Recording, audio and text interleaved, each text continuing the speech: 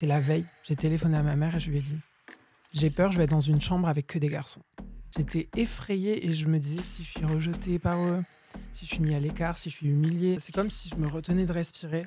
Et après la Starac, je me suis dit « c'est ok ». Avant, c'était un peu la honte d'être comme lui. Et aujourd'hui, où je suis, c'est un peu une fierté. Et les gens se disent « Ah, c'est bien finalement ».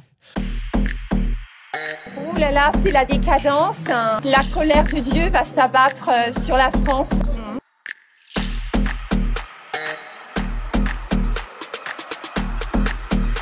On les aime et c'est contre nature. Bonjour et bienvenue dans un nouvel épisode de Contre Nature. Tu le fais vachement bien. Mais oui, Refais-la. je me suis entraînée. Refais-la tout seul, roi. Contre nature. Plus court, c'était plus court, mais c'était très bien. Vous voulez que je le tienne ? Vas-y, tiens-le un chouïa plus longtemps. C'est contre nature. Nickel. On dirait limite la même personne Ouais. là. Est-ce que ce serait pas toi finalement ? C'est ma mère. Comment C'est bien la fête commencer à la maison. Comment bien commencer ce podcast. Non, on est tellement ravis et honorés de recevoir Louis Albi. Est-ce que tu savais qu'on s'est rencontrés il y a pile un an ? Pile. Ben, j'ai tilté quand vous m'avez envoyé le message de me dire que ça faisait un an. Je me suis dit waouh, c'est passé beaucoup trop Non vite. mais c'est fou. On dirait genre notre limite c'est notre anniversaire, tu vois, de Ouais. rencontre. Mais ouais, parce qu'en plus vous étiez ma première interview en physique. Yes. Et Quel donc, honneur. donc là, je suis ravie d'être avec vous à nouveau. Ça va, on t'a pas traumatisé sur ta première Bah interview non, sinon je serais pas revenue. Bon, c'est bon signe T'as alors. qu'un pris un an. Non, je connais. Non mais c'est trop cool. Du coup, en début de podcast, on voulait te poser une question et on saura, une question et on saura à la fin du podcast laquelle est vraie. En Ok. gros, il y a 2 confessions que tu dois nous faire. L'une d'entre elles est vraie et l'autre ne l'est pas. Je vais aller très vite. Donc, Olivia Rodrigo sait qui je suis. Olivia Wow. Rodrigo, Et c'est ok. Waouh. Et j'ai rencontré la femme de l'ex-président Carla Bruni. Ok. La femme de l'ex-président Carla. Ok. Enfin, Carla Bruni, la femme de l'ex-président. Ok.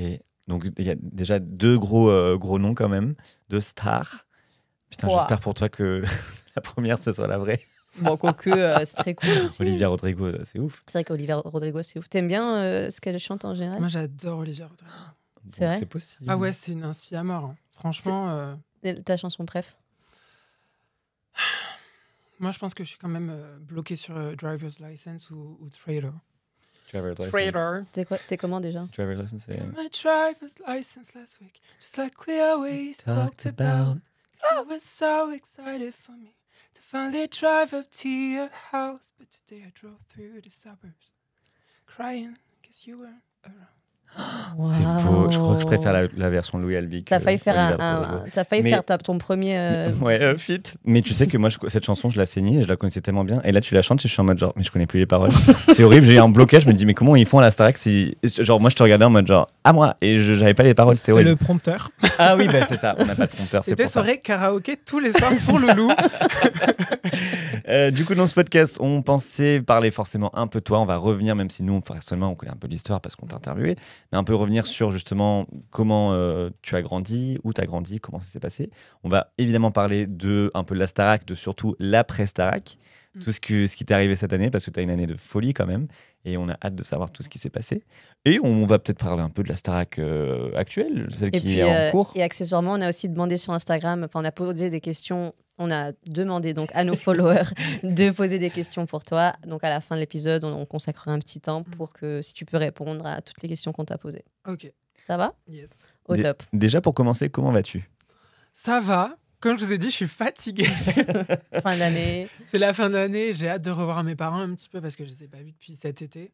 Enfin, vraiment, je les ai vus Ah, ben, la sur même. mes concerts. Pareil. Et ça fait c'est une éternité du coup. Ouais, Ouais. donc ça fait trop longtemps, ils me manquent. Et, Et t'es proche de tes parents du coup. ouais, et mon chat me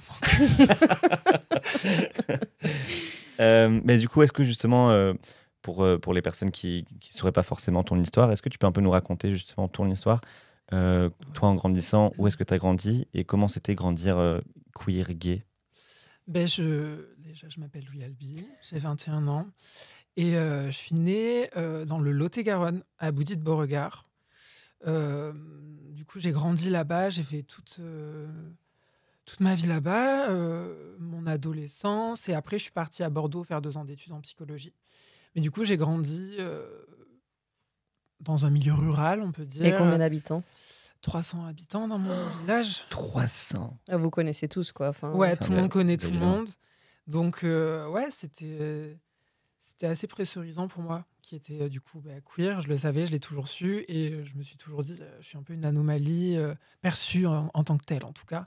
Donc, c'était assez compliqué. J'ai eu beaucoup de harcèlement durant toute ma scolarité. Ça a commencé très, très tôt et ça m'a suivi jusqu'au lycée. Donc, ça a été assez compliqué. Après, j'ai toujours su rebondir et je me suis toujours affirmée telle que j'étais. Donc, voilà. Voilà. Je me souviens que tu nous avais dit que ta mère disait que des parents d'élèves ou je sais plus qui exactement disaient mais vous savez, votre fils. Ouais, c'est ça, parce que je faisais de la danse. Mm. Tout petit, j'avais demandé à faire de la danse. Et tout le monde était, non, mais le papa, il a pas honte. C'est horrible Mais- d'avoir un fils homosexuel. Enfin, j'avais 5 ans, quoi. Mais tu l'entendais ça ou tu savais à travers des gens? Moi, je pense que je l'entendais pas forcément à cet âge-là. Mais je sais que ma mère, elle m'en a parlé plus tard. Mais c'est quelque chose que j'ai ressenti parce que j'ai demandé à arrêter. J'ai demandé à arrêter parce que je sentais que c'était pas ma place. Qu'en tout cas, j'étais pas considérée comme à ma place par la plupart des gens. Donc, ouais. Ouais, t'as pas tenu la pression, enfin, tu t'es dit, genre, t'as suivi un peu Ouais, la foule, ce que tu c'est disais, ça. quoi. Mais je sais pas si j'ai suivi parce qu'après, du coup, je suis allée faire de la musique, je suis allée faire du chant et c'était aussi un peu. J'ai fait de la gym ou quoi. Mais j'avoue que première confrontation à ça, j'ai préféré fuir en fait, Ok. plutôt que continuer. Donc c'est une petite frustration la danse, mais bon. Et du coup, quand tu disais que tu n'avais aucun référent Mm. autour de toi quand tu grandissais, donc toi, tu te savais gay, par exemple, mais que Ouais. autour de toi, tu n'avais aucun référent, rien, comment tu te sentais? Ben en fait, je sais pas comment expliquer, je me sentais très seule. Je pense que c'était surtout seule parce que j'étais mis à l'écart par tous les garçons qui voulaient pas jouer avec moi, qui voulaient pas de moi. Et après, en même temps, ben, j'avais plein de copines, mais je pense qu'il y avait aussi un décalage parce que c'est des filles, elles ont leur délire entre elles, et même il y a ce truc de on veut rester entre filles, on veut pas de garçons pour telle discussion, telle discussion. Et du coup, il y a plein de moments où il y avait une mise à l'écart. Je me retrouvais tout seul. Et après, il y avait aussi un jugement de la part des adultes. Moi, je sais que j'ai eu beaucoup de problèmes avec des personnes du cadre scolaire, en fait, aussi, des professeurs ou des dirigeants qui n'étaient pas très cool et pas très professionnels. Ils t'ont dit des trucs, ils t'ont dit des commentaires. Ouais, j'ai des Arrête. trucs, j'ai des dingueries. Hein. Ah, mais Mais vas-y, genre quoi, raconte. Qu'est-ce qu'ils t'ont J'ai eu dit des dingueries. Enfin, moi, j'ai eu plein de petits trucs pour me faire un peu. Comment dire? Je veux jamais dire la classe parce que je suis pas rancunier. J'ai pas envie que les gens les retrouvent et Oui, les non, non. tabassent. T'inquiète. Mais pour moi, c'était très compliqué. Il y avait plein de comment dire, de chercher à me mettre la honte en fait devant Ok. tout le monde, à m'afficher. Les profs? Ouais, de me mettre en avant. Je sais que j'avais une fois aussi, j'ai eu devant la classe entière, je me suis fait humilier. Des propos assez violents, très très violents. Homophobes aussi? Ouais, totalement. Ben, À on quel m'a âge dit, Non, mais ça va Ah donner oui, le- pardon, oui, ça va donner des trucs, oui, pardon. Mais jeune, ça quoi. va enfin, griller Ouais, la classe. dans le cadre scolaire. Ouais. Donc voilà, on m'a dit, il y a eu un pétage de câble et on m'a dit, tes manières, j'en peux plus. Te voir comment tu marches, comment tu parles, j'en peux plus. Ça m'insupporte. devant Un- tout le monde, devant tous tout les... le monde. Un professeur, Et une c'est personne adulte. Ouais, une personne adulte. Et du coup, c'est là où les élèves ont fait, ouais, c'est peut-être aller un peu trop loin aujourd'hui. Ah, les élèves ont dû réagir. Ouais. Pour que les élèves réagissent. Ouais, c'est ouais. Mais tu crois que vraiment- les adultes, ils le faisaient pour pas être cool aux yeux des jeunes ou Non, c'est parce je que pense vraiment ça que les énervait? Je pense qu'au départ, c'était un peu inconscient. C'était plus en mode, on essaye de le secouer pour qu'il redevienne normal. Ah, Je sais que j'avais ok. beaucoup de comparaisons aussi avec mon petit frère. Mais tu vois, ton frère, lui, il est normal. Voilà, pourquoi tu fais pas comme lui? Va jouer avec les garçons. Et moi, j'étais, si je suis comme ça, c'est très bien. Je fais de mal à personne. Je suis heureux. Je fais ma petite vie. Je suis gentil. Je fais de mal. Enfin, voilà quoi. Et c'était pas un problème à mes yeux, mais pour eux, c'était un problème. Donc, je sais pas si c'était de la protection mal placée. On essaye de te protéger, de te former pour le monde qui va mal réagir, ou si c'était dans le sens on cherche à te montrer que tu es différent, que c'est pas normal. C'est peut-être un peu naïf de ma part de penser que c'est bienveillant. C'est et que bienveillant de ta part mal de fait. penser comme ça, ouais. Mais parce qu'honnêtement, je pense pas que ce soit dans ce sens-là, mais je me dis, des fois, les gens sont très maladroits et se rendent pas compte en fait de la violence de leurs propos et de leurs actes. Mais en fait, ça fait un peu aussi dans la Starac, tu sais, le fait que tu pleures au début. Peut-être que les gens aussi, c'est un truc qu'ils reprochent. Je sais pas, peut-être que c'est un parallèle qui est inexistant, mais il pleure tout le temps celui-là. Enfin, il y a ce truc associé à tu peux pas t'exprimer, tu peux pas être toi. Je sais pas. Hein. C'est vachement reproché, surtout aux mecs, de délivrer ses émotions. De pleurer aussi, ouais. Donc moi, c'est quelque chose avec lequel j'ai toujours été hyper OK. Depuis que je suis tout petit, je dis tout ce que je ressens à mes parents, à ma famille, à mes amis. Je suis hyper ouvert sur tout. Et je pense que cette vérité, cette sincérité, ça fait peur aussi à plein de gens. Parce que je trouve que c'est aussi une grande force de caractère, en fait, d'être capable de mettre toutes ces émotions face aux gens, de leur livrer. Et en fait, on leur tend aussi un petit peu un bâton pour se faire battre, quoi. Donc, je trouve que c'est aussi être hyper courageux qu'être capable, en fait, de se livrer à ce point-là, en fait. Donc, pour moi, c'est une certaine force, en fait, même si elle n'est pas perçue comme telle. Mais totalement. Mais du coup, moi, à l'école, du coup, tu te sens un peu mal par rapport à tes collègues, tes camarades de classe, mais aussi les professeurs. Est-ce que du coup, l'école, c'était un peu difficile pour toi? Est-ce que c'était limite l'horreur? Ça a été horrible. Ah, franchement, c'est compliqué parce que ma mère me l'a dit. Elle m'a dit, après la Starac, j'ai revu le Louis de quand tu avais 5 ans. Après la Starac, tu as revu le fait que... avant le que Louis tu libre. aies vécu tous ces... Le Louis libre le s'en moi à fout 100%. Okay. Parce que je le veuille ou non, je pense que je me suis éteint. Je suis toujours resté le même dans le cadre familial ou très proche. Mais par contre, en société, j'étais très... sois beau et tais-toi. L'humiliation, ça fait ça. Hein, ça te referme complètement, quoi. Soit en apparence parfait, irréprochable, et parle pas. Tout simplement, au moins tu te fais oublier. Et je me faisais pas oublier. J'étais quand même trop visible pour certains. Mais du coup, pendant des années, c'est comme si je me retenais de respirer. Et après la Starac, je me suis dit, c'est OK. Les gens sont d'accord avec moi. Il y a des gens qui me soutiennent. Il y a des gens qui me remercient d'être comme ça. Donc, je vais être moi 100% pour ces gens-là, pour leur montrer que leur tendre la main et leur dire qu'ils ont le droit eux aussi, en fait. Donc, ça s'est passé comme ça. Et du coup, je suis redevenu le Louis hyper ouvert, hyper jovial, qui vit ses sentiments, ses émotions à 100%. Et ouais.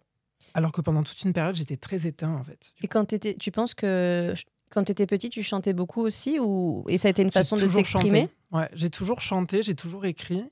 Depuis que j'ai 3 ans, je chante. J'ai chanté en même temps que je parlais à peu près. Et ça a toujours été un défouloir énorme pour moi. C'était le seul endroit où je me permettais de vivre. Et en fait, où on nous permet aussi d'être un peu plus extravagant, c'est la scène. On nous permet d'être un peu plus too much, un peu plus... de briller un petit peu plus, alors qu'en société, on aime bien que tout le monde soit pareil et tout le monde soit très éteint et qu'on puisse les contrôler, alors que sur scène, il y a cette permission de vivre et d'exploser, en fait. Et donc, sur scène, j'étais une pile électrique. Et je le suis toujours, d'ailleurs. La scène aussi, c'est ta maison, en fait. C'est toi qui dictes les règles, c'est ton univers, donc c'est toi qui t'imposes tel quel, comme tu es, quoi. Totalement. Ouais, c'est une sensation hyper particulière. Je sais que c'est là où je me sens le plus vivre. Et ça te faisait pas peur quand tu rentres à la Starac? Parce que la Starac, au final, c'est un format d'école aussi. Tu vois, tu retrouves les professeurs, tu retrouves tes camarades. Et si tu sors de cet épisode avant où ça s'est mal passé, est-ce que tu n'avais pas peur que ça se reproduise? J'avais 2 grosses peurs. Première crainte, c'était je savais que j'allais être confrontée à un moment à mon image et que les gens allaient certainement m'attaquer pour ma sexualité et ma sensibilité. Donc j'avais très très peur, mais je faisais semblant que j'avais pas peur du tout. Et je disais à mes parents, non mais vraiment, moi j'en ai rien à faire, donc s'il arrive quelque chose, vraiment vous devez passer au-dessus parce que moi ça m'atteint pas, donc si ça m'atteint pas, ça doit pas vous atteindre. En réalité, j'étais vraiment effrayée de me faire terminer par les gens. Et après, l'autre crainte que j'avais, qui est un traumatisme dû au cadre scolaire, c'est la veille. J'ai téléphoné à ma mère et je lui ai dit « J'ai peur, je vais être dans une chambre avec que des garçons. Je vais être dans une chambre et avec une salle d'eau avec que des garçons. » Et j'avais extrêmement peur parce que moi, j'ai des traumas avec les vestiaires, etc. et tout. Il y a plein de choses qui sont arrivées, qui sont des vrais traumas qui restent à vie. Et du coup, devoir dormir dans une chambre avec plein de garçons, j'avais trop peur. J'étais effrayée et je me disais, si je suis rejetée par eux, si je suis mis à l'écart, si je suis humiliée, ils ne pourront pas le montrer non plus aux caméras s'il y a quelque chose qui se passe comme ça. Donc j'étais effrayée Et au final, ça s'est passé, mais d'une manière... c'est la famille. Bah C'est vraiment oui, la famille. c'est Et donc, Starac. toutes mes craintes, en fait, elles ont été balayées d'un coup, quoi. Tu te souviens de ta première nuit là-bas, t'appréhendais Ouais, je crois que j'ai pas dormi. Oui, j'allais dire, vous n'avez pas dormi du tout sans Bah, doute. déjà, oui. De l'excitation. il y a un décalage pour que le trajet soit plus court pour le public. Ah oui, oui, oui. Il y a un décalage. Du coup, nous, en réalité, on se couche pas à 2 heures, on se couchait à 4 heures ou 5 heures. Oh, waouh. Mais ça, Voilà. ça c'est pas se coucher, ça, c'est... C'est ça. 4 heures ou 5 C'est heures. pas Et on dormir, faisait ça. des interviews. Donc, on bossait jusqu'à très, très tard. Et après, le lendemain matin, il fallait se lever pour faire le débrief, etc., etc. Donc, déjà, avec l'excitation, l'euphorie, le stress, le nouvel endroit aussi à apprivoiser, je pense que c'est très compliqué. Et je pense que personne n'a réellement dormi cette nuit-là. Et c'était la première fois que tu partais de chez tes parents, non? Non, parce que j'avais fait des études à Bordeaux. Du coup, j'avais mon appartement. Mais partir comme ça et plus avoir de contact avec ma famille, oui. Parce que quotidiennement, ma mère, je l'appelle une demi-heure, 1 heure. C'est mon père Une minute, aussi. On connaît. Donc, c'était impossible pour moi de couper les ponts comme ça du jour au lendemain. Et finalement, ça s'est bien passé. Est-ce que du coup, la Starac, c'est un peu, ça va pas balayer forcément les traumas que tu peux avoir et que tu as encore, mais est-ce que du coup, ça a un peu guéri des blessures que tu as eues pendant ton adolescence? Je pense que ouais, ça a aidé à avancer sur plein de... Je pense que mentalement, surtout, ça m'a beaucoup aidé. Parce que je me sentais pas légitime du tout de faire de la musique. Parce que pour moi, c'était... d'où je viens, personne fait ça. On m'a toujours dit, lui, il est taré, il imagine qu'il va faire ça, c'est dans tes rêves, ça n'arrivera pas. Sois concret, fais les choses comme tout le monde, des études bien carrées et tout. Et du coup, c'était compliqué pour moi de me dire, j'ai le droit. J'ai le droit, en fait, de vivre mes rêves. J'ai travaillé pour. Ça fait 20 ans que je me prépare, que je me prépare quotidiennement à faire ça. Donc, c'est juste logique, en fait. Je mérite ça. Je mérite, je suis légitime. Et donc ça a beaucoup... Enfin, ça a changé toute une partie de ma mentalité. J'ai un aspect beaucoup plus confiant. Je me tacle beaucoup moins. Je suis plus... je sais aussi être fière de moi, des fois. Trop bien. Donc, Trop ouais. bien. Et d'où est-ce que tu trouves cette force en toi? Si t'as pas forcément eu de soutien autour de toi, à part, j'imagine, de ta famille, Ouais. où tu trouves cette force? Mais je pense que c'est les gens. C'est les gens, c'est mes parents. Je sais que mes parents, c'est des gens profondément bienveillants et bons pour notre société. Et du coup, savoir qu'ils me considèrent comme une bonne personne avant tout, avant même d'être fier de mon travail ou quoi que ce soit, je me dis j'ai tout gagné, j'ai rien à me reprocher, je peux être fier de qui je suis. Donc en fait, je suis juste fier de ce que je fais, de mon travail. J'ai des belles valeurs, je travaille pour... Enfin, je sais pas comment expliquer, je pense que ça vient de mes parents et aussi du public, parce que recevoir autant d'amour, c'est aussi hyper encourageant, en fait. C'est rassurant aussi. Il y a des gens qui me valident. Alors que je sortais de toute une époque où j'avais aucune validation de personne, de très, très rares guerriers. Et du jour au lendemain, je me retrouve à être validée par une grosse partie de la France et je me dis, enfin, on me dit que je suis OK, que je suis normale. Et ça fait du bien. T'es pas contre nature. Je suis pas contre nature. Alors que tu le fais si bien. Ouais. Est-ce que tu as reçu des messages du coup de fans, de personnes LGBTQ qui t'ont remercié justement pour la visibilité, la représentation que tu as donnée pendant cette... Ouais, j'en ai reçu tellement. Ouais. Et c'est là aussi où je suis hyper reconnaissant. C'est que j'ai reçu des lettres que rares artistes peuvent recevoir. Enfin, je sais que quand on touche à un aspect comme ça communautaire et vraiment de gens qui ont souffert et qu'on a vécu un truc assez commun, j'ai reçu tellement d'histoires de gens de jeunes, de beaucoup moins jeunes, de gens très âgés qui m'ont dit grâce à toi, j'ai fait mon coming out auprès de ma famille. Énorme. Je leur en ai parlé. Je vais vivre mon histoire au grand jour avec mon futur mari, ma future femme. Et je suis comme ça, je suis fait bout. Je suis tellement heureux de me dire que j'ai servi à quelque chose. Et oui. Non, mais parce que c'est rassurant, tu vois, de voir à la télé aussi des gens avec qui tu peux t'identifier. Et tu te dis, lui, il est en train de vivre son rêve. Il est en train de... En plus, il a des amis, parce que tu vois, à la Starac, on vous voit ensemble. Il vit son rêve. Le soir, tout le monde l'applaudit quand il chante, quand il danse. Et du coup, tu te dis, moi, je peux être ce gars-là, tu vois. C'est ça. Et même dans ma petite campagne, Il y a plein de gens, et ça, c'est ce qui me touche encore plus, c'est que j'ai reçu plein de messages, plein d'amour, et ça, je remercie tout le monde. Merci beaucoup. Mais il y a eu aussi les gens qui sont venus voir mes parents et qui leur ont dit je pense que notre fille n'ose pas dire, ou il me l'a dit qu'à moi, mais il veut pas le dire au papa. Ok. Et toute cette des gens qui ont la pression en fait et qui n'ont pas la chance d'avoir la lumière qui permet aussi de faciliter les choses, parce que quand on est en pleine lumière, il y a plein de gens qui nous détestent, mais il y a aussi plein de gens qui nous aiment. Donc ça apporte énormément. Alors que quand on est bloqué dans une situation, dans un milieu social ou familial, ou voilà, c'est très compliqué de s'assumer d'être soi à 100%.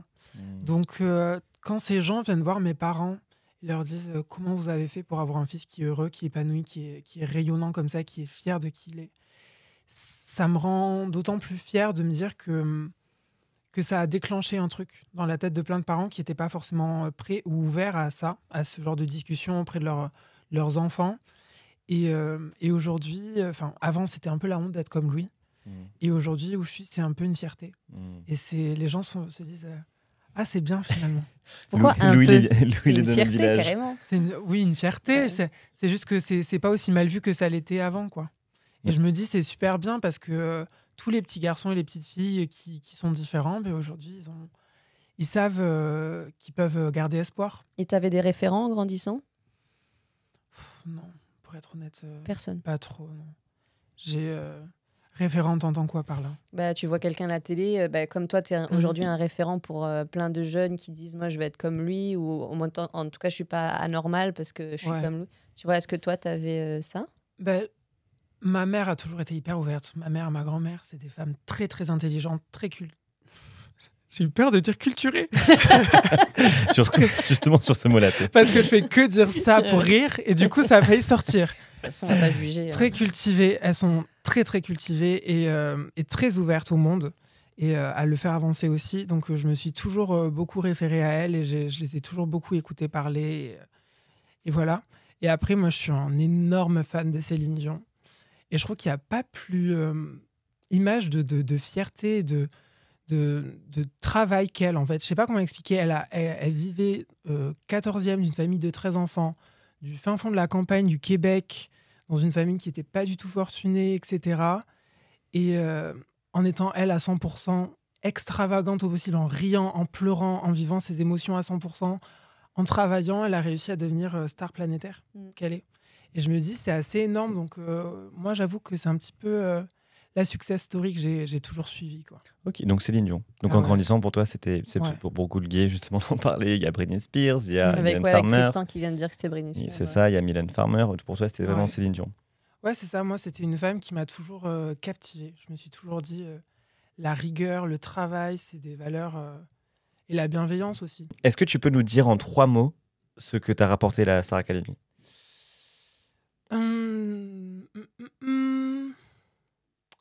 De la force, de la visibilité et des amis. Trop bien. Ah, du coup, Ouais. les amis que tu avais dans la Starac, vous vous voyez après enfin, le post. Enola, c'est l'amour de ma vie. Et C'est mon bébé. Ouais, donc vous êtes toujours tous en contact, vous êtes toujours tous Ouais. potes. Franchement, ouais. On est en groupe, on papote tous. Après, chacun a plus sa team, mais Oui. ce qui est normal, quoi. Mais on se voit tous, on est tous hyper sains les uns avec les autres. Franchement, c'est une grande famille. Hein. Bah, du coup, ça enchaîne bien. Donc, la Starac se finissait l'année dernière.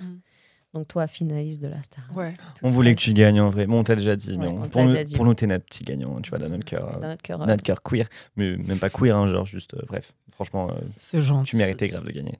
Et comment ça se passe après la Starac? Tu rentres chez toi après la Starac, Mais moi, ça allait très, très, très vite. J'avoue, j'ai eu beaucoup de chance. Après, c'est parce que j'étais aussi très en mode focus et boulot. C'est dès que je suis sortie, dès qu'on est sorti du plateau, je me disais qu'est-ce qu'il faut faire, comment on gère ça. Je veux pas que ça ait servi à rien. J'ai trop pris goût à ça et je me suis rendu compte que c'était là ma place, en fait, que je suis là pour chanter, je suis là pour partager des choses aux gens. Et donc, je voulais absolument pouvoir avoir cette opportunité de faire un album, de faire de la musique, de faire tout ça. Sauf que quand on n'est pas gagnant, on se pose toujours la question, mais qu'est-ce qui se passe ? Et est-ce que je suis légitime par rapport aux autres ou par rapport aux gagnants, quoi? C'est même pas une question de légitimité parce que pour moi, la Starac, on est tous des artistes et on a tous notre place et il y a de la place pour tout le monde.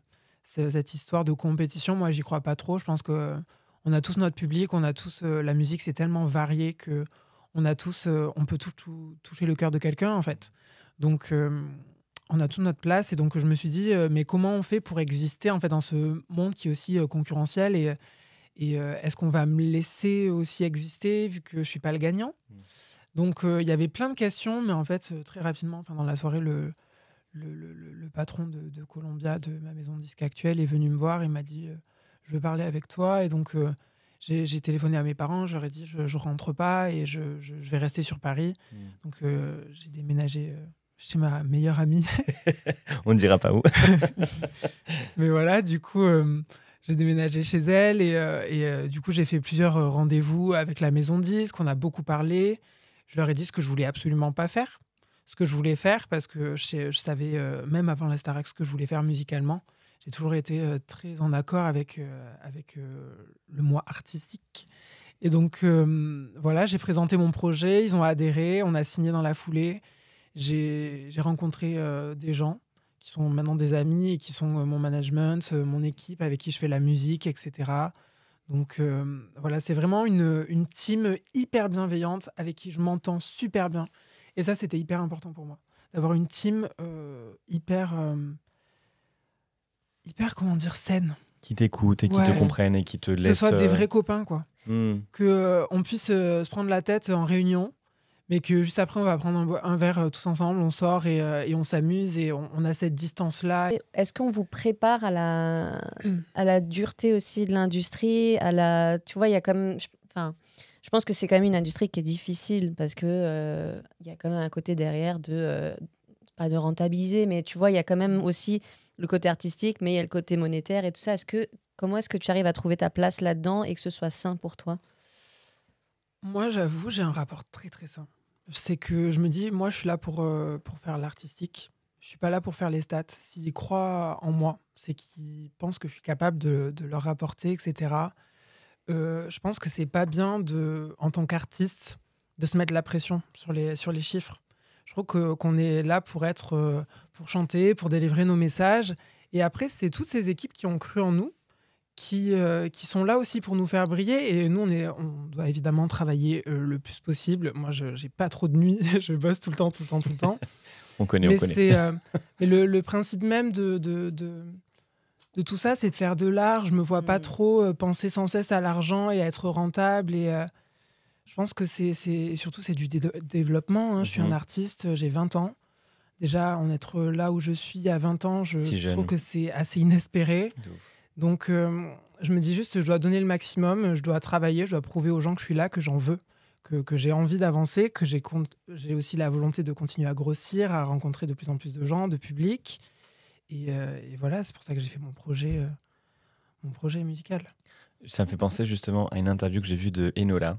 Mais je pense que tu as déjà répondu du coup à la question. Mais Enola, elle disait que après la Starac, elle avait bloqué tout le monde, toutes les stories de tous ses potes de la Starac et tout, parce qu'elle voulait pas voir ce que tous les autres faisaient, parce qu'elle se comparait à eux. Tu vois, et je pense que ça peut être quelque chose de très angoissant et très terrifiant de voir un tel ou un tel faire ceci. Le parcours de chacun, quoi, et dire où j'en suis par rapport. Toi, justement, par rapport aux autres, tu as sorti un album, tu as fait des concerts et tout. Genre, est-ce que toi, tu étais un peu dans cette lignée aussi, cette mentalité aussi ou... Non, je pense que je me suis jamais comparée aux autres. Parce que je sais qu'on n'est pas comparables, on est tous extrêmement différents de par nos personnalités, nos univers musicaux.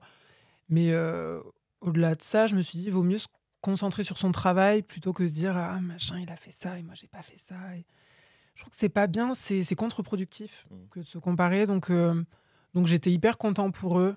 Et j'avoue, moi, je suis vraiment la tata. À chaque fois que je les vois quelque part, je fais... Vous avez un groupe commun ou pas? WhatsApp commun? Ouais, on a un WhatsApp où on papote tous et moi à chaque fois que je les vois je suis en mode je suis trop fière d'eux, j'écoute toute leur musique, limite ma playlist c'est que vraiment je les écoute à fond et ouais non j'ai pas ce rapport un peu malsain de me comparer ou quoi. J'ai vachement de recul et je me dis et si parfois il y a une pointe de pourquoi lui et pas moi, je me dis je vais travailler pour. Et je pense que ça doit être juste nous motiver, pas pour ce côté un peu contre-productif. Hop, on fait une toute petite pause juste pour vous parler du sponsor de la vidéo qui est nul autre que Waterdrop. Waterdrop. Donc, qu'est-ce que c'est Waterdrop? Ce sont des petites capsules comme ça, Qu'on appelle des micro-drinks. micro-drinks, qui donnent du goût à l'eau. Pas de sucre, surtout, c'est important à préciser. Donc, ça donne un très bon goût à votre eau sans sucre. Ça va vous faire boire beaucoup plus d'eau. Sur leur site, ils ont tout plein de bouteilles et d'autres accessoires. C'est beaucoup mieux que d'utiliser des bouteilles en plastique ou des verres en plastique. Vous utilisez des gourdes. Allez-y, allez sur le website, allez voir un peu tous les produits qu'ils ont. Vous avez 10% de remise avec Paint 10 et encore plus de remise sur d'autres produits. Et encore un grand merci à Waterdrop pour la confiance. Yes, on reprend l'épisode tout de suite. Du coup, t'as sorti ton album cette année, en octobre. Ouais. Comment... Bravo déjà. Bravo, félicitations. Si on est trop fiers de toi, et l'album est canon. Merci beaucoup. Pleurer de joie, je tiens à dire que je pleurais de joie, je l'adore.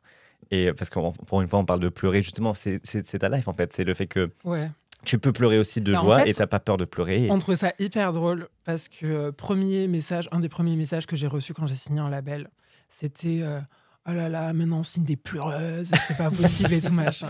Mais qui a dit ça?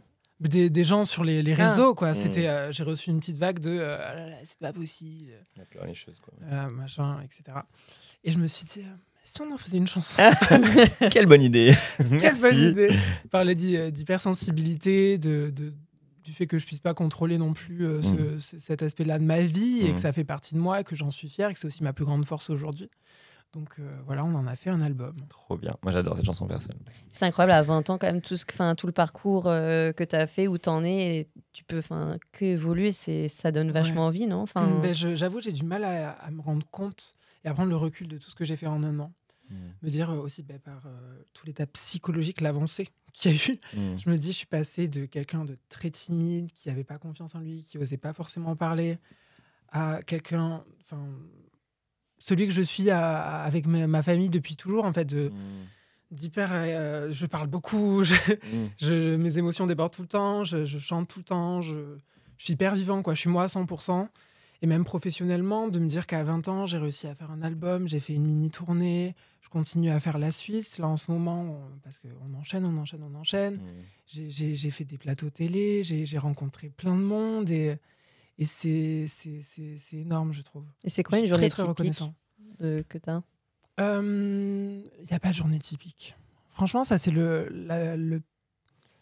la spécificité, je pense, de nous, de chanteurs, ou tous les gens qui travaillent dans l'image en général. Je pense dans les métiers qui ont une visibilité, c'est qu'en fait, il y a les jours où je vais être chez moi à faire toute la paperasse. Il y a les jours où je vais me déplacer pour aller voir telle ou telle radio, rencontrer le public, chanter du coup avec d'autres artistes. Il y a aussi mes concerts à moi, du coup mes déplacements. Il y a les dédicaces. Donc quand je vais dans des centres commerciaux ou dans certains endroits pour rencontrer le public, dédicacer mes albums et parler de ma musique, etc. J'ai la presse, ça n'arrête pas. Mais c'est ça qui est génial, c'est que c'est tellement varié que je sais qu'aussi, j'ai fait des conférences. Donc, t'as vraiment tout fait, en fait. Non, mais t'es devenu tout le monde en un an. Mais je trouve ça tellement bien, en fait, de pouvoir tout regrouper. Moi, c'est ce que j'aime, en fait, dans ce métier aussi, c'est le côté très large et de pouvoir toucher plein de gens, de pouvoir parler, de pouvoir... j'adore ça, en tout cas. C'est hyper vivant et j'adore. Est-ce que, j'allais dire, forcément à côté de ton album qui est sorti, est-ce que tu as un événement marquant? Est-ce qu'il y a, après la Starac, est-ce qu'il y a un événement, un moment très marquant qui a été fort pour toi? Un moment marquant? C'est difficile parce qu'encore une fois, t'as tellement fait cette année. Non, mais il y a tellement eu de choses cette année. Je pense que c'est mon premier concert. Ton premier concert? Mon premier concert. Ça s'est passé comment? Ça c'est... Alors... Oula, ça sent les couacs. Moi, faut dire, j'avais des ears. Des ears, c'est quoi? Explique-nous. C'est le retour son, c'est des oreillettes. Pour en gros, quand je chante, je m'entends bien, correctement. Ok, mais donc, tu t'entends l'extérieur ou pas? C'est comme nous là maintenant. En fait, c'est quand j'arrête... Non, mais c'est les ears, tu sais, quand ils sont même parfois moulés dans l'oreille. Oui, je sais, mais justement, qu'est-ce que tu entends dans le... En fait, j'entends ma voix et la musique. Et après, quand la musique arrête, il y a d'autres micros qui captent le public. Pour que je puisse quand même les entendre. Et du coup, ce qui s'est passé, c'est que j'ai fait un concert. J'étais stressée comme C'est normal. le premier concert de ma vie. Donc, en mon nom, donc j'étais paniquée. C'est normal. Ça s'est hyper bien passé. J'ai tapé les notes, j'ai dansé. J'ai un peu d'être ça. Et en fait, c'est après, quand on allait au resto avec toute mon équipe à l'after et tout, je les voyais un peu ronchons. Je me disais, oula, qu'est-ce que j'ai fait de mal? Et en fait, ils m'ont expliqué qu'il y avait des gens de l'équipe du bar qui avait au fond de la salle, ou je sais pas quoi, qui je sais pas quoi, je crois qu'ils scandaient des trucs homophobes pendant certaines chansons. Ah ouais? Ouais, il y a eu ce genre de trucs et qui, en plus, faisaient fonctionner certaines machines pendant les moments a cappella pour qu'on m'entende pas, pour genre des trucs comme ça débiles pour un petit peu me nuire. Sauf que moi, du coup, j'ai rien entendu. C'était Toi, vraiment, t'étais dans ton moment.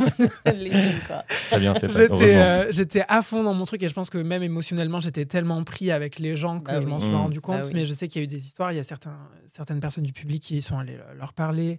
Ils se sont embrouillés. Il y a eu des retours. Il y a eu un tweet hyper incendié dans des fans qui a dénoncé du coup leur comportement, etc. Et je me dis, c'est qu'on a encore beaucoup de boulot à faire. nous tous. Ah, ça, c'est clair. Parce que C'est pour ça qu'on est là. premier concert de ma vie, alors que le public, c'est des gens qui sont venus. Ouais. et Pour tout, toi, machin. surtout, oui. Et avoir aussi peu de respect de la part de gens qui ont autant d'a priori et peu de respect en fait pour nous. Bah oui. Donc je trouve ça assez aberrant et je me dis il faut juste que je continue à parler et à faire avancer.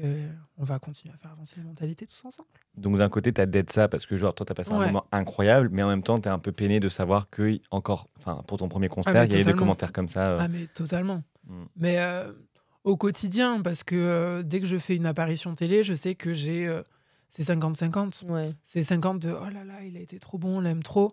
Et après, l'autre côté, c'est ouais, on peut pas se la voir la folle.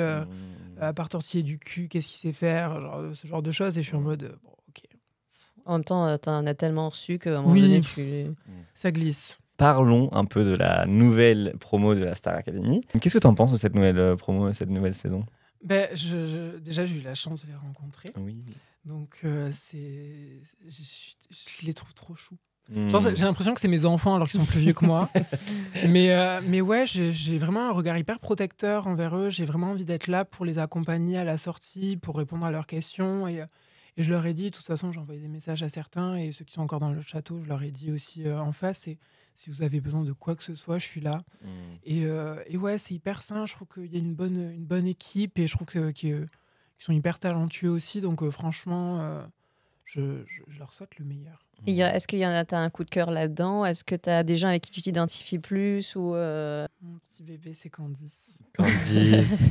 Nous, c'est pas notre préférée, mais elle est Mm. très méritante aussi, très chou. Moi, je trouve que la Starac, ce qui la différencie en fait de The Voice, c'est le côté personnalité et artistique. C'est pas on cherche juste une voix qui tape les notes et qui chante très juste.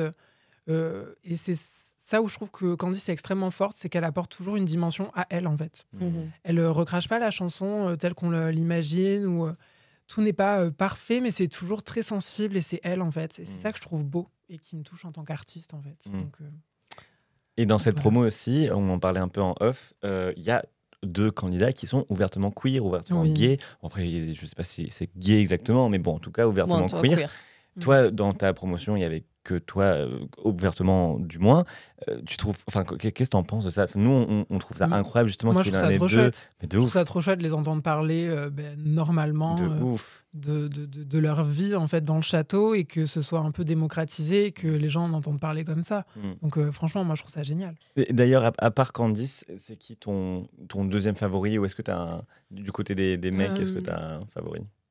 Moi j'avais déjà parlé un petit peu avec Axel. Axel, ok. Ah, Ouais. mais tu connaissais. Non, je le connaissais pas personnellement. Ok. Ah, mais tu l'as connu du Mais coup en quand fait, t'es au château. Il avait, maintenant je peux le dire, maintenant qu'il est dans le château, parce qu'il avait répondu à une de mes stories à l'époque parce qu'il adore mon projet musical, il adore Ok. mon album. Énorme. Et surtout une chanson Page Blanche. Et du coup, il m'avait fait un petit message, j'adore ta chanson et tout, et j'avais répondu. Et après, il a été annoncé 2 jours avant, je crois, ou 3 jours avant qu'il était pris.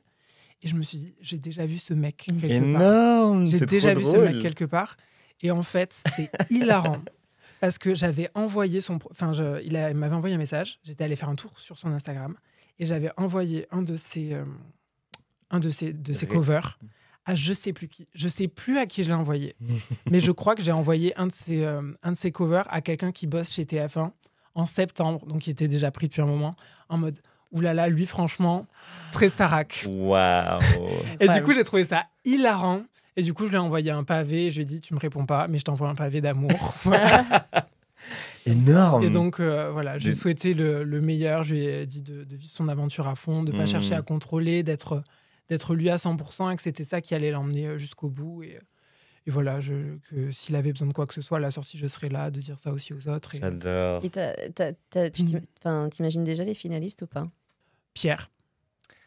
Tout le monde Gagnant dit ça. Tu sais que Pierre Ou prend... finaliste? Non, finaliste. Gagnant. Gagnant, à Mais- mes yeux. Mais sur les réseaux sociaux, Pierre, il a pris énormément de monde. Mais énormément. Je sais pas si tu suis, mais il est devenu une trend TikTok. Donc, à partir de là, le Ah, mec... c'est pour ça. Oh, pourquoi il a une trend TikTok? Ben, Il y a une trend sur lui. Bah, Ouais. Sa musique. Ouais, sa musique. D'ailleurs, tu sais, un truc qu'on a trouvé trop chouette cette année, enfin l'année dernière aussi, mais cette année on l'a vu particulièrement, c'est que les mecs étaient, déconstruits. très déconstruits. Et on a trouvé Ouais. ça trop beau. Très cute. Enfin, tu vois, il y avait beaucoup de hugs, beaucoup de contacts et Beaucoup tout. de Ça fait trop conversations plaisir. très humaines, Ouais, très matures. et puis- Ouais, ouais. Et Ça encore, fait on plaisir. suit pas les lives, mais on voit parfois des morceaux sur TikTok et compagnie. Et genre, Oui, il n'y avait pas ce des truc mecs viril de genre, déconstruits, y a moi je te rien de parle mieux, pas, quoi. je suis un mec, tu vois. Enfin, Ouais, de c'était ouf. trop cool. Donc, Pierre. Mais Pierre, il a une voix aussi Je pense incroyable. que... Et honnêtement, moi, je les aime tous beaucoup. Je trouve qu'ils sont tous très talentueux. Après, je trouve que Pierre, il a le côté artiste de manière globale. Ouais. Donc, C'est c'est ça plus qui complet, me... quoi. Ouais, c'est ça qui Ok. me touche. Même si je crois qu'en danse, c'est pas ça du tout. Ouais. Bon, ça, à la Ça se limite. travaille, quoi. Moi, je pense que pas tout chanteur est danseur et c'est Mais c'est ça. normal, tu vois. Mais c'est juste que, comme je dis, il y a de la place pour tout le monde. C'est Ouais. ça. Donc, il y a... Mais je dis complet niveau artiste, mais du coup, artiste musical. Oui, c'est oui, oui. pas- Oui, oui. Je pense que, voilà, je sais pas... C'est trop compliqué, en vrai, cette Ouais. question. Parce que tout le monde Oui, mérite. Tout le exactement. monde est hyper présent vocalement. Je trouve qu'ils sont tous hyper.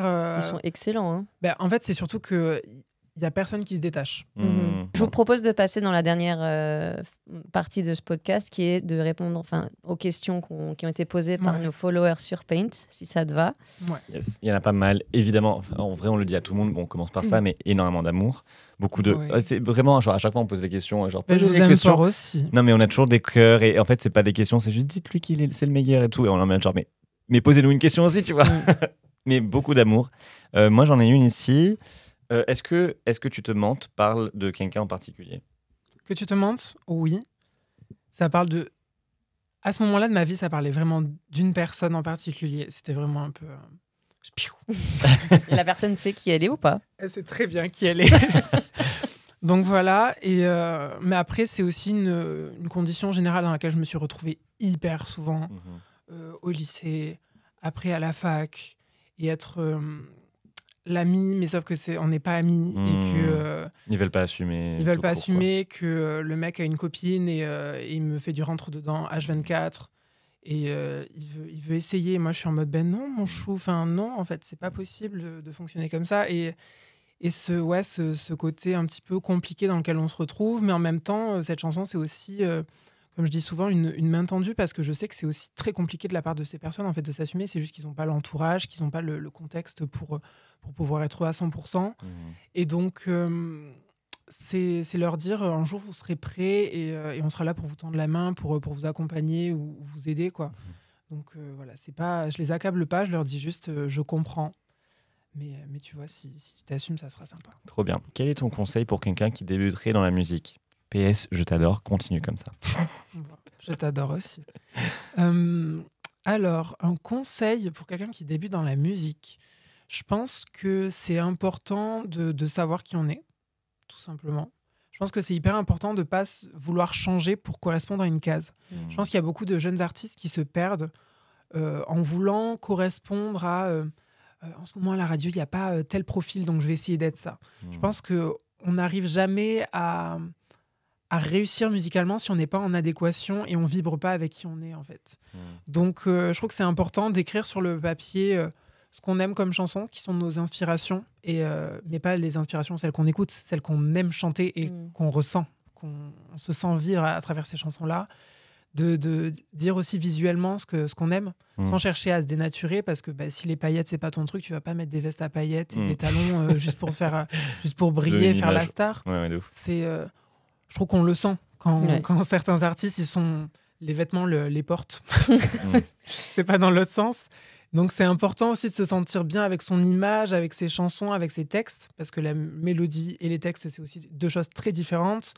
Et faire son petit mood board et se lancer, bien s'entourer de gens sains avec qui comprennent notre projet aussi. Parce que des gens qui ne comprennent pas, ils ne pourront pas vous tirer vers le haut. Ils vont juste pas comprendre et chercher à vous emmener vers quelque chose qui les correspond plus à eux. Donc, je pense que c'est bien d'être franc avec soi-même et rencontrer les bonnes personnes. Et après, pourquoi pas faire une émission, utiliser les réseaux sociaux, TikTok, Instagram... Voilà, essayer de se faire voir, parler, etc. etc. Il y a pas mal de questions. Je ne sais pas si c'est indiscret, mais tout le monde me demande si t'es en couple. Mais il y a une question par rapport au dating, si je la retrouve. Oui, qui est: est-ce que c'est dur de dater après la Star Academy ? Alors, je ne suis pas en couple. Ça répond déjà à toutes les questions.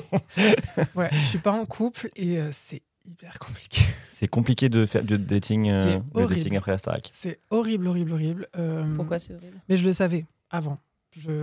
Parce que je me dis, faut que j'ai un mec avant, parce qu'après ça va être impossible. Et, impossible quand même pas, mais c'est compliqué du coup. C'est compliqué dans le sens où je pense que, vu que je suis dans un métier d'image, il y a beaucoup de gens qui me prennent pour mon image. Donc, soit parce qu'ils aiment bien ce que je fais, mais pas forcément la personne que je suis profondément, ou pour mon physique. Le truc très... avoir une jolie chose, c'est mon petit trophée. Ah ouais, j'ai date machin. C'est un peu ce truc-là. Et moi, j'avoue, j'ai un peu peur de ça tout le temps. Et ça m'est arrivé. Je vais être tout à fait honnête. Et après, je suis pas quelqu'un qui date énormément. Je suis vraiment très fleur bleue, donc... faut que je tombe sous le charme. Et qu'est-ce qui fait que tu tombes sous le charme ? C'est assez inexplicable parce que physiquement, c'est très très large. J'ai vraiment pas de physique en particulier. Et moi, j'ai un truc avec les sourires et les yeux. Je sais pas comment expliquer, mais genre un beau sourire. En fait, il faut que je vois qu'on est raccord. Je sais pas comment expliquer. Je trouve que si les yeux disent tout, il y a une évidence qui se crée et tout. Et ouais, du coup, là, cette année, j'ai rencontré des gens, mais pas la bonne personne, pas les bonnes personnes, je pense, mais des personnes bien. Et voilà, on continue. De toute façon, on dit toujours que les couples, après, nous, on parle toujours de couple ici parce qu'on veut donner des représentations et tout ça, mais... Là, c'est la question la question du public, hein, non, c'est pas nous. Ce nous. que je veux dire, c'est que c'est pas non plus une fin en soi, quoi. Non, bien sûr. Non, je pense que les gens parlent de couple aussi parce que moi, j'ai une image très, très... très très comment dire old school de tout ça. Vieux jeu, quoi. Moi je suis traditionnel. Merci, c'est vrai pour la trad. Ok avec ça, mais en fait je suis vierge. J'ai jamais embrassé quelqu'un. Je suis quelqu'un de très très romantique et j'ai un gros blocage de si je sens que cette personne je l'aime pas profondément, je peux pas. J'en ai écrit une chanson d'ailleurs. Page blanche. Je vous recommande. Ouais. et en fait du coup. C'est toujours très compliqué pour moi parce que je sens que si j'ai pas d'attirance psychique avec la personne, de véritable amour, je vois pas l'intérêt personnel à me donner ou faire quoi que ce soit. J'en ai pas le désir en fait. Donc c'est très très personnel et je comprends les gens aussi qui ont beaucoup plus de facilité avec la sexualité, mais moi c'est pas un truc qui m'attire forcément. Je trouve que voilà, faut respecter tous les trucs et j'essaye aussi de le dédramatiser auprès des jeunes. De ouf. Parce que je trouve que c'est un sujet, ça, faut être en couple. Mais c'est ça. Et si t'es une fille que tu t'es mis en couple trop tôt, t'es une pute. Et par contre, les mecs, il faut que t'aies 30 milliards de conquêtes, sinon t'es pas un vrai mec. Et il y a grave la pression, je vous dis, c'est ok en fait. Quand vous avez envie, c'est le bon moment. Et faut pas se presser, faut pas non plus se retarder. Si tu en as envie, c'est peut-être que c'est le bon moment. Tant qu'il y a de l'amour, que vous êtes consentant, etc., il n'y a pas de problème. Qu'il y a le respect, avant tout, qu'il y a le respect. Donc c'est ça, j'ai juste aux gens, soyez en accord avec qui vous êtes et n'écoutez pas la pression des gens. Je crois que c'est exactement ce que Djibril avait dit aussi Ouais, sur la Starac, Djibril, qu'il n'avait ouais. jamais embrassé personne et qu'il était vierge Ouais. ou quelque chose comme ça. Et on a Et trouvé qui ça... se mettait pas la pression non, Non, plus. et quoi, on a puis trouvé il trouvait ça, cool, on a trouvé ça trop chouette parce Mm. que c'est vraiment, il y a toujours ce tabou autour de la sexualité, comme quoi il faut absolument Oui. coucher ou il faut absolument sortir avec des gens. Alors honnêtement, chacun son rythme et puis chacun son envie et chacun son truc, tu vois. C'est ça. Chacun fait ce qu'il Donc, elle ou il veut. aucune pression Et il si y vous en êtes... a aussi qui n'aiment pas le sexe. Exactement. C'est ça, Et c'est ok. beaucoup de personnes Et c'est- asexuelles. Exactement. Et moi, je trouve ça trop chouette qu'on en parle librement, sans stigma et sans peur. Enfin, Ouais. ça libère beaucoup de gens, ça aussi, mine de rien, parce qu'il y a beaucoup, surtout les queers, qui se mettent la pression de il faut absolument. Enfin, tu vois, il y a un truc d'âge aussi, tu vois. Genre, Ouais. il faut que je le fasse avant tel âge. Et si je l'ai pas fait, je suis bizarre. Enfin, tu vois, alors qu'en fait, chacun son temps. Et C'est ça. faites pas. Mm. Tu l'as super bien résumé, vraiment. Bon, ça T'as va, une alors. maturité à ton âge, je trouve, genre c'est assez impressionnant. Je une mens, j'ai pas 21 ans, j'ai 57 ans. Ah oui, bah, franchement, Peut-être. moi je le prends. Hein. Il attend avec ton masque. Et c'est pour ça que tu chantes si bien. Peut-être une dernière question. Le feat idéal. Donc avec qui est-ce que tu aimerais chanter? Allez, moi je développe un peu la question. Je vais dire en France, une artiste français francophone et internationale. Moi, mon artiste francophone que j'adore et que j'écoute beaucoup, c'est Clara Luciani. Je vais pas mentir, moi ouais. j'adore Clara. J'aime beaucoup. Après, il y a tellement d'artistes tellement intéressants en France que j'ai découvert aussi. Parce que de base, je suis très culture inter et pas trop française. Et depuis que je suis dans le milieu, du coup, j'ai découvert plein d'artistes et je suis... Oh, en fait, il y a des trucs géniaux en France. Il y a des artistes trop bien. Et du coup, ouais, il y a plein d'artistes incroyables. Enfin, je pense qu'on n'a pas du tout le même univers, mais moi, il y a Solane que j'adore. C'est une artiste, allez la découvrir, elle est incroyable. Enfin, moi, j'adore. Enfin, après, musicalement aussi, j'adore Enola qui a fait son EP Mémoire d'un été. Oui. Donc, il y a tellement d'artistes, je trouve tellement intéressants. Donc, en France, ouais. Mais après, le top du top, moi, c'est celle que j'écoute à Jeune 4, c'est Clara ou Juliette Armanet ou... On a rencontré récemment, Juliette, elle est trop cool. Trop Et gentil. Clara, il me semble qu'elle avait liké, mais vous êtes potes, elle avait liké Oui, ton je la interview. connais un peu. Ah ok, oui. Donc, voilà. Il y a On avait chanté l'international. ensemble à la Starac. Ah, Ah oui, c'est vrai. Parce que ça fait tellement Entre longtemps. autres. C'est passé tellement de choses depuis, mais Et c'est à vrai. l'international, tu dirais qui? Tu pouvais, À l'international, je suis tellement in love de toutes les pop stars. Donc le côté, Bah, comme qui? j'aime trop. Je sais pas comment expliquer toutes les stars. Olivia Rodrigo. Ah. Les nouvelles. Ouais. Enfin, pas diva, mais. de Dua Lipa et tout ça. Ouais, ou- Dua Lipa. Je sais pas, toutes ces chanteuses-là, Mais là, j'adore. t'en as. Non, mais Là, on te donne un feat. Ouais, on te donne un feat. T'as 5 secondes pour savoir La personne qui, que tu veux. L'artiste que tu veux. Alors, On va manifester tous ensemble. ouais, non, je pense que je dirais peut-être chez les mecs, parce que j'ai dit que des filles pour le moment, je dirais Harry Styles. Ok, Très bien. très bien. Très bon choix. Donc, on t'avait Oui. posé en début de podcast de nous donner 2 anecdotes, une Ouais. qui est vraie, une qui est fausse. Tu peux Vous nous les vous rappeler? doutez Non, mais tu Bah, peux nous les rappeler? Peut-être, oui, rappelle-nous déjà, parce que j'ai oublié. Mais... Bah, du coup, Olivia Rodrigo, c'est qui je suis. Et j'ai rencontré Carla Bruni. Vous savez, vous ou pas? Moi aussi, je veux que ce soit la première, mais j'ai comme l'impression que c'est la deuxième. Mais oui. C'est vrai? C'est quoi? T'as rencontré Carla Olivia Rodrigo ne sait pas qui je suis. Mais Oh peut-être, non. Et c'est très peut-être. Un dommage. jour. C'est très Attends, dommage. t'as 20 ans, Elle t'as parle tout le quelque time là. Mais c'est ça.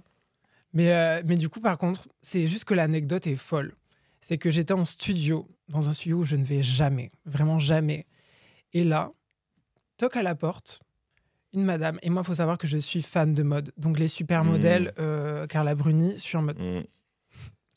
Elle entre dans la salle et je suis... Non, mais c'est madame... Enfin, c'est Carla Bruni, quoi. C'est genre... C'est une femme de président, genre elle a toujours sa sécu, etc., etc. C'est genre quelqu'un qui est pas trop approchable. Et donc, j'étais grave en mode... Comme ça, genre, Bella Hadid a fait son visage sur Carla Bruni. Les gens l'oublient souvent, ça. Mais du coup, j'étais en mode choquée et tout. Et donc, elle me dit qu'elle m'adore, etc. Et je suis en mode, waouh, déjà, elle sait qui je suis choquée. Et elle m'a dit, je sais plus ce qu'elle m'a dit, elle a commencé à parler italien. Et elle a fait, qu'est-ce qu'il est beau, etc. La jeunesse de nos jours, ils sont canons, etc. Toi en italien? Ouais, en italien, je sais pas parler. Mais du coup, j'ai Bello, demandé la bello. traduction après. J'ai demandé la traduction, j'ai fait on change de langue. Et du coup, elle m'a dit ça, elle m'a dit t'es magnifique et ta voix, tu chantes trop bien et tout. J'étais en mode merci madame. Merci. Nice. Voilà, et c'est juste que je m'y attendais pas et que c'est arrivé dans un jour Mais totalement qu'est-ce qu'elle faisait là banal. du coup? Elle enregistrait Elle quelque venait, chose aussi? je crois qu'elle venait voir des potes chanteurs ou je sais pas trop ce qu'elle faisait là. Ok, mais pour toi aussi. Non. J'ai entendu dire qu'il y avait Louis On aurait dans dit, les parages. dire On qu'il aurait on aurait dit dit Dalida. quoi. Tu as sorti un C'est ça. Dalida. Carla Bloni, elle parle pas de tout comme ça. Non, Dalida, elle va pas trop me parler, je crois, en ce moment. Ça va être compliqué. Mais en tout cas, merci beaucoup, Louis. Merci à vous. Pour tout ce que tu nous apportes, pour toute la transparence aussi, parce que tu es quelqu'un avec un franc-parler, donc ça fait plaisir, ça fait du bien. Et joyeux anniversaire, notre première rencontre du coup. C'est trop cool de Et faire oui, ça bon anniversaire à nous. un an. On veut un autre podcast dans un C'est an clair. ou avant même d'ailleurs. Et ce serait mieux. félicitations pour ton album. Félicitations. Qu'est-ce qu'on peut te souhaiter? Allez ou le qu'est-ce streamer que- d'ailleurs si vous nous écoutez et vous êtes sur Spotify ou quoi, allez directement Louis Albi. Qu'est-ce qu'on peut te souhaiter là pour cette année? Pour cette année, plein de belles rencontres avec le public, avec d'autres artistes, avec d'autres scènes.